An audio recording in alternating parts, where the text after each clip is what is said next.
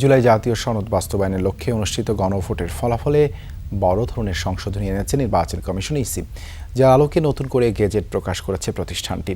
নতুন সংশোধনী অনুযায়ী পূর্বে ঘোষিত ফলাফলের তুলনায় হাঁ এবং না মিলিয়ে ভোটদানকারী ভোটারের সংখ্যা কমেছে 10,73,616 জন।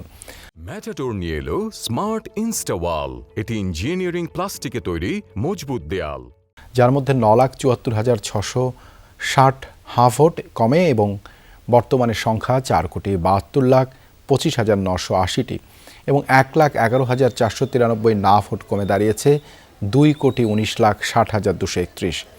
এর আগে 13 ফেব্রুয়ারি জারি করা গেজেটে বলা হয়, গণভোটে 4,82,660 ভোটার হাঁ ভোট দিয়েছেন। অন্যদিকে 2,20,71,726 ভোটার না ভোট দিয়েছে। বৃহস্পতিবার নির্বাচন কমিশন সচিবালয়ে সিনিয়র সচিব আক্তার আহমেদ স্বাক্ষরিত এক অতিরিক্ত গেজেটের মাধ্যমে এই সংশোধনীর তথ্য জানানো হয়।